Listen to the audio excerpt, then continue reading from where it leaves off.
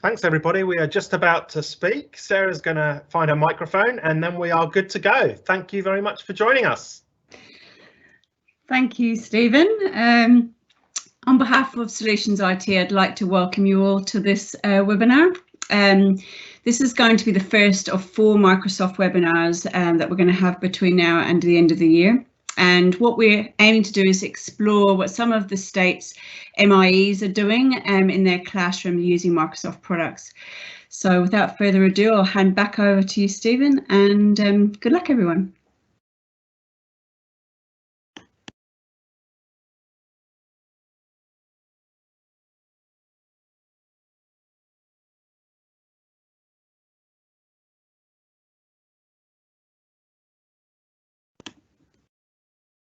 You all good, Stephen? Thanks, everybody. My name is Stephen Payne. I work with the Microsoft education team here in Perth. And I thought it would be a great idea if we had some of the MIE experts to share what they've been doing this year in their classroom. For those that don't know, MIE is the Microsoft Innovative Educator Programme. And each year, a number of experts are chosen from around the world who are doing some interesting and exciting things in their classroom with Microsoft technologies. And we're very lucky today to have 2 of WA's MIE experts, Hamish McLean from Christchurch Grammar School, who's going to talk to us first about forms and OneNote. And Kate will be speaking to us in the second part of this session. Kate is from Iona Presentation College. For those who like tweeting things and finding out what's going on, we've put a whole bunch of tweets at the hashtags and account names at the bottom of the screen. So feel free to follow Solutions IT, Microsoft Australia, me and Hamish and Kate. So without further ado, I'm going to introduce Hamish. Are you able to share your screen in, Hamish?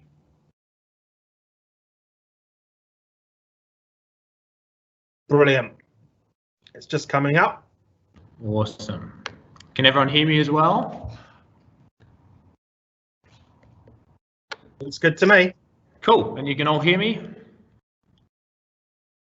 Fantastic. All right, so hi everyone, I'm Hamish, currently mathematics teacher at Christchurch Grammar School, and I just thought it'd be handy to show you how I use some forms and OneNote in my class. I've only got 10 to 15 minutes and these are 2 of my favourite tools, so it'll be quite quick, just some basic things that I've done and how I've used them to improve some student outcomes and student learning. So I just popped in the Q&A a little link on a form. And I just thought I'd show you what that form was. So I built that form just before we came in, just the basic, how was your day, give your day a rating out of 5, and what was the reason. So I built that as a form, and here are my responses. So it's quite a nice way sometimes to check in with some students and just see how they're going. Maybe as they walk in the room, they can do that. So here are the responses from us. There's a lot of people that are saying it's very busy and way too busy. Typical week 10 of term 3, I guess. So if I view the results, I can see everyone that's responded, what their day was. Some kids were good, how long it took them to respond, which is really handy.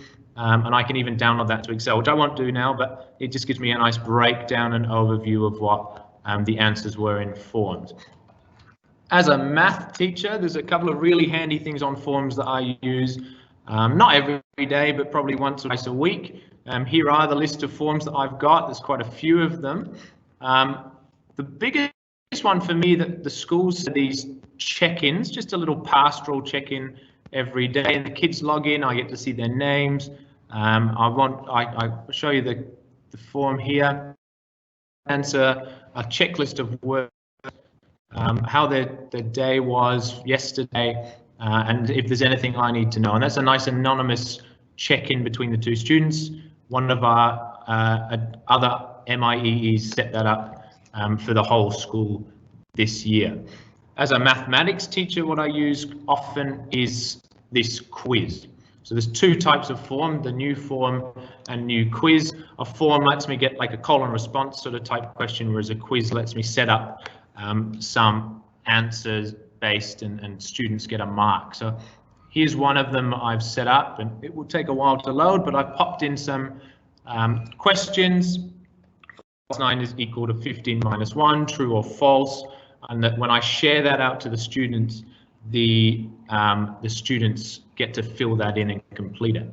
I then get a breakdown in responses about what every student has answered in quite a nice graphic way when it decides to load on my school Wi-Fi. There we go.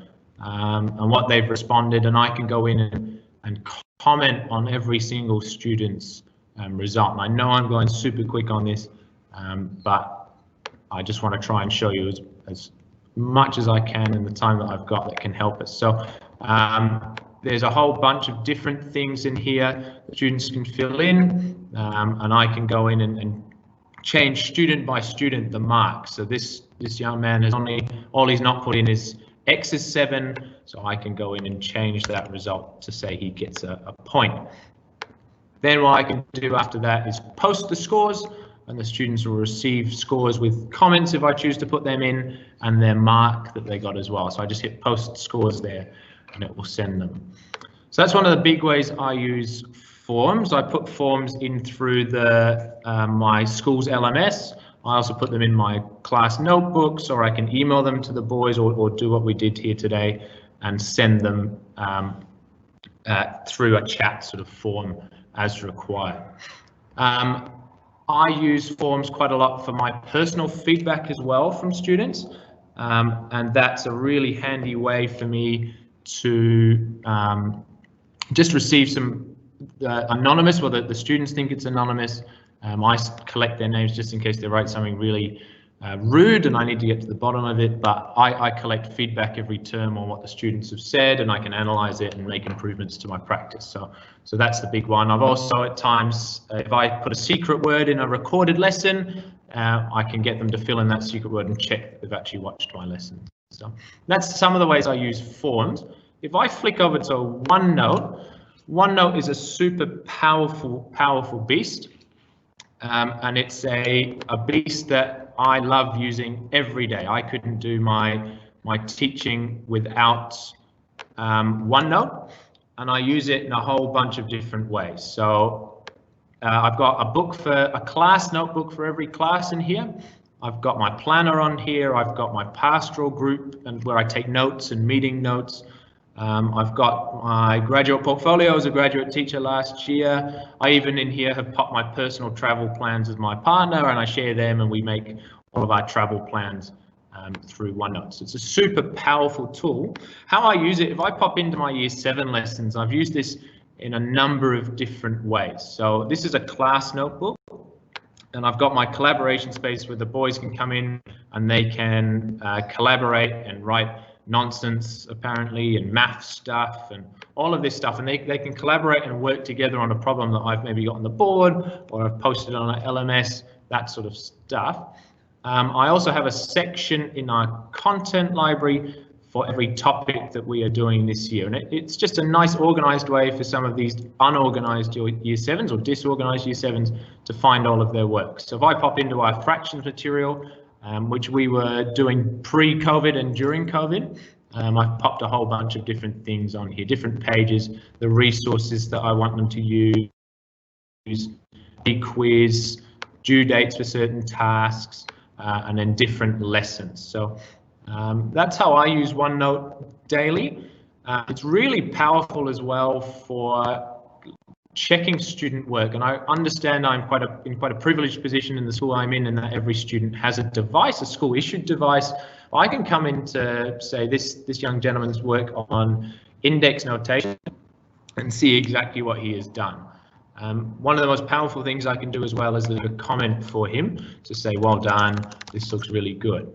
That comment's only available between him and I. It doesn't take too long for me just to flick through and check how did the boys go, what did they work on, Is there anything that I'm picking up that need help? It saves me photocopying, it saves me carrying a whole bunch of paperwork home, and I just find it an amazing little tool. So this looks great. The only thing that I sometimes struggle with in OneNote, and I'll give it its due cause here, is that it's not the best for formatting things compared to, say, a Microsoft Word or a PowerPoint. So often what I'll do is build a lesson in Word and bring it over as an image into OneNote if I want it to look a certain way, or I build directly into OneNote if I'm quite happy with the way that looks. So that's how I use OneNote on my daily basis. My planner in here, I've got all of my plans for the week. I've even got some daily plans in here that I've used in the past as well.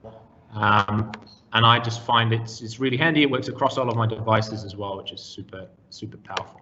I keep all of my meeting notes in here as well. I'm terrible at losing paperwork. So if I've got a parent-teacher interview, if I've got a whole staff, a math department meeting, a meeting with my boss, a meeting with my second boss, any important documentation that I have to keep, any resources that I want to use, all of that I keep in OneNote. It's my go-to place that I use. So hopefully that's sort of highlighted what I use OneNote for. If you've got any questions, feel free to pop them into the Q&A. Hopefully I stuck within my 10 to 15 minute time frame, but I'm happy to answer any questions later on. Thanks.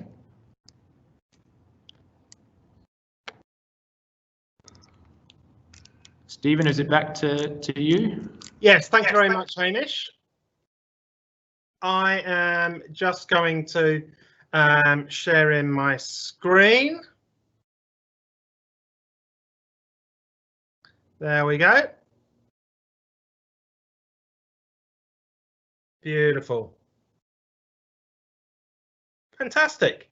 Thanks. So we did have a little bit of a technical problem, but I think we have overcome it.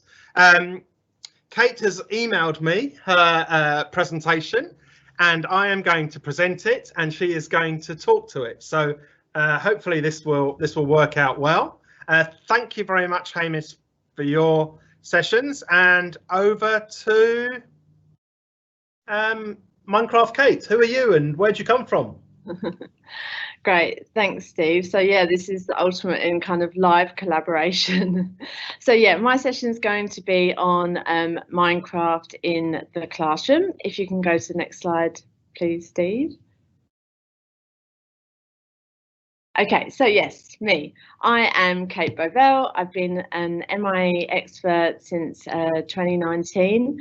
I teach digital technologies and English at Iona Presentation College, a bit of a strange combo, but I like it. And you can find me on Twitter at the handle Murphy Bovell. Thanks, Stephen. So firstly, a bit about my Minecraft journey. So I have got two young boys myself, so many years ago, and they were obviously getting into Minecraft. And I've always been a big Microsoft fan, so I was really thrilled to see Microsoft start Minecraft for Education, and I decided it looked like a really fun, engaging tool to use in the classroom. So I went on a few professional learning sessions, a few with Stephen, and here I am today presenting on it myself, which surprises me. So if you're thinking about like how on earth can I get started, first things first, I would just recommend you download the app, which is really easy to do, and there's a link there, and I can share this PowerPoint with you all later. Then there are ready made, easy to use step-by-step tutorials in Minecraft that literally walk you through which key means move forward, which key means move backwards, and enables you to practice. So you can do that in your own time when suits you. And there's lots of, yeah, like I said, lots of tutorials there. The Microsoft Education Centre is also a great place to start. They've got, they're adding more and more courses on Minecraft each day. So that might be a good place to kind of expose you to some of the different options available and kind of the theory as well behind using Minecraft. Plus you get badges for each course that you complete, so that's always a plus. Thanks, Stephen. And so once you've kind of got to grips with the basic of Minecraft, you need to start thinking, how could you actually use this in your classroom? So again, a great place to start is the app itself. There is a lessons kind of tab there which has got lots of different worlds and kind of challenges and tasks organised into different subject areas. So that's a great place to explore. The lessons there, they detail the recommended age range, also the difficulty level, and there's like lesson plans and resources attached to each of those lessons. And then again, the Microsoft Education website is another great place to go to. Also, you can speak to people like myself, Stephen, the Microsoft Educator community. You can find us all live and active on Twitter in particular, and also on Twitter that's a great place to find out about any professional learning that might be happening. Also, another recommendation, on the Minecraft Education website there is a newsletter, so you can subscribe to that, which is great. But Minecraft isn't just for teaching kind of core concepts in the classroom. It can also be used on a pastoral level. And this is kind of a growing area where you can kind of gamify mindfulness and gratitude. And these are fun activities that you might consider using in homeroom or form groups or at a year level. Recently, we in Year 8, for a year assembly, we all did the mindful night, and that was great fun. So yeah, I'd recommend that. Thanks, Stephen. And then of course coding in Minecraft. So you don't have to code in Minecraft. You can easily complete the challenges by just you know, manually laying blocks yourself, but coding is a way to extend your students or to fit within a STEM umbrella, or to just expose your students to some key digital technology concepts. Minecraft uses the Microsoft's MakeCode platform to code, so you can always start off there if you'd like to. There's tutorials both in block coding, Python and JavaScript, so that's one option. Or you can just go straight into the app, go to library lessons and computer science, and learn how to code in Minecraft on the job, essentially. Two great lessons I love for getting students started on coding are the Hour of Code Minecraft Code Town, in which students have to complete different little coding puzzles, and then they get a puzzle piece that they have to then combine to reveal an image. Students love that. And then also Wonder Woman's museum heist. Again, students really like that, and there's a lot of kind of animated elements to that, which make it all the more engaging. And even reluctant coders or students that don't think coding's for them, before you know it, they'll be trying to code because they want to see where they can go to in the Minecraft world. But rather than spend too long on kind of explaining exactly, you know, how you move forward or what you can do in Minecraft, I thought I might spend a few minutes talking through what an actual unit of work might look like in Minecraft. So if we can go to the next slide. So this year I teach Year 8 digital technologies, which the students here do, and they have for one lesson a week across the year. And as we approach term 2 with the prospect of online learning looking imminent and prolonged, we decided to move the course into Minecraft, to coding in Minecraft. And we used a Minecraft world called Computing the Agency, which you can find under the block-based coding lessons as our starting point. Students, as you can see on the image, there's kind of this warehouse that's part of this world, which is where you start, and you're introduced to the agent, and then you have to code the agent to complete a number of little challenges in order to exit the agency world. So we got students to do that. And then once they were into kind of a blank canvas world, we then taught them how they can code their agents to lay roads, to build buildings, and also to clone buildings. The next slide, please. So as I was going through the course of this project, we used Microsoft Teams, the channels in Microsoft Teams, for them to submit formative assessment. That is a little video there, Steve. I don't know if you can get that to play. Yep, that one there. It should be playing automatically, and it's not a big deal if not. But what students had to do was they had to screen record certain coded elements and then submit them into a channel in our team, as you can see there. And that was a really great way to make sure students are actually doing the work, for them to see what each other was doing. And also I like using team channels because it makes students a bit more accountable, because they can see that all of their peers have submitted the work, therefore it encourages them to. So that's how we use Teams channels. And then for the summative assessment, we used, what we required students to do was to code a public open space. So they had to research what public open space is, design it, and then build it using their agent and coding within Minecraft.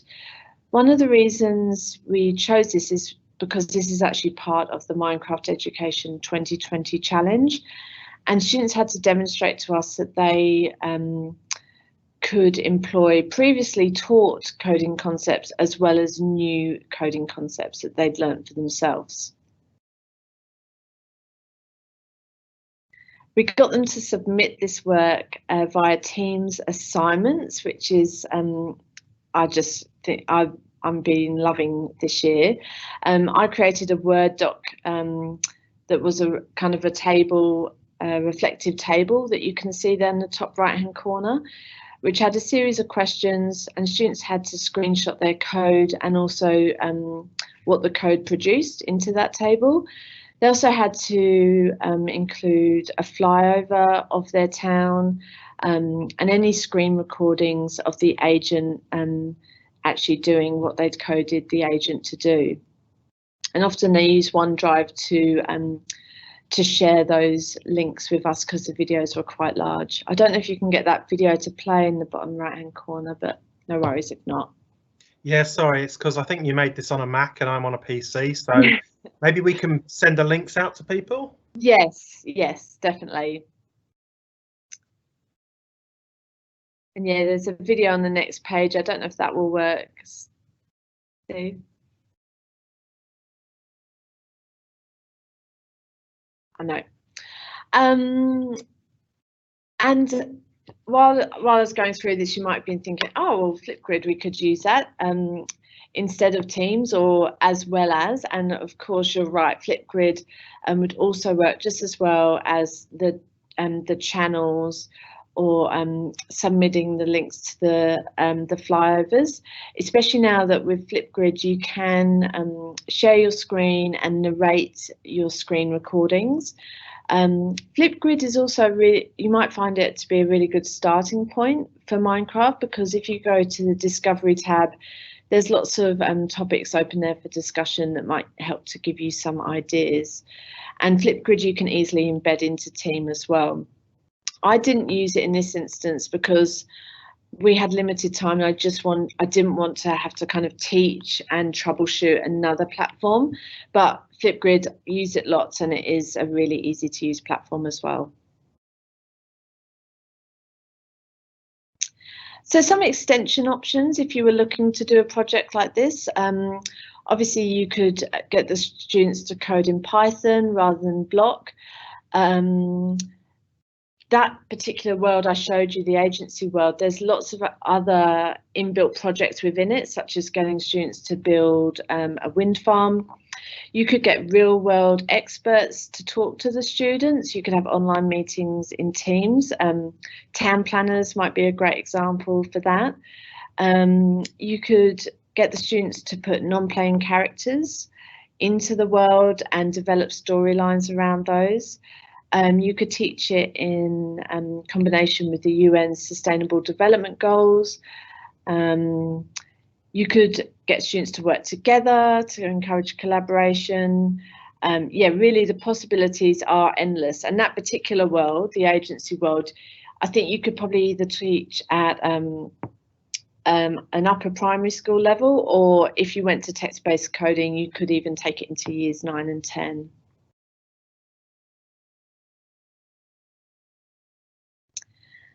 Additional assessment options in Minecraft. I've used Sway before with my students, which I think works really well. Sway is great for group work because students can collaborate in it live. It's a really easy way for them to kind of just keep track and keep record of how they're going in a project. And the links to Sways can be attached to non-playing characters in Minecraft. So that's a really fun way for students to submit their work. And one final option for using Minecraft is Minecraft Club. If you kind of like the idea of playing with Minecraft or trying to introduce it into your teaching, but are a bit scared about writing a whole program on it, or you know, being in front of students in a more formal way, you might like to consider just starting a Minecraft club. We have one here once a week at Iona, and it attracts mainly the girls that are really into Minecraft. So, and I imagine it would do so in a similar school. So it's a really safe environment. Students will be really open to helping you. So you can kind of expose them to different things, but also kind of go on a learning journey with them. And there are, if you did want to consider a Minecraft club, I'd really recommend the monthly build challenges, which you can easily access via the app. So I think there's one more slide, which is just thank you for listening. Like I said before, I'm real happy to share this PowerPoint, or you're welcome to email me or direct message me via Twitter if you've got any more questions. That's it from me. I hope that wasn't too long. Thank you, Kate. I think we managed to work through it together, and there were loads of ideas in there, but I'm sure we can send out the presentation along with the links and the videos. Awesome presentation. That's it really. If there are any questions, please type them in the Q&A session. We will hang around for a few more minutes to answer those. There were no questions came up during the sessions. Obviously, you were listening intently. I'm just going to mention a couple of other things that are coming up, and then we will leave you to your afternoon. So the links that Kate mentioned, education.microsoft.com, that is where you can get all the information and courses about Minecraft, as well as the forms and OneNote that Hamish touched on, if you want to go and explore those in more detail. And then there's the Minecraft website where you've got the challenges and the lesson plans and everything like that. We are running a few more events. We've got one coming up in the holidays. It's the last Friday of the holidays, and we're running sessions from 8 AM to 1 PM. That is going live tomorrow, the registration site. So I'll ask Sarah to send out the link to that. And there's a range of different sessions that you can sign up to. You haven't got to sit in front of a computer for 5 hours. So definitely check that out. And then similar to what we've done today, we're going to have other MIE experts present one each month between now and the end of term. So they will be the same sort of time, 3:30 till 4. And we're doing 1 week 2, 1 week 5 and 1 week 8. So if you want to jot those down, and Sarah will no doubt send you over the links when they are ready. Certainly will. And just on behalf of Solutions IT, Kate and Hamish, thank you so much for your time. That was very insightful. For those of you that are wondering where this recording will be, it will be emailed to you, and it will also be available on the Solutions IT website. Thank you very much, everybody.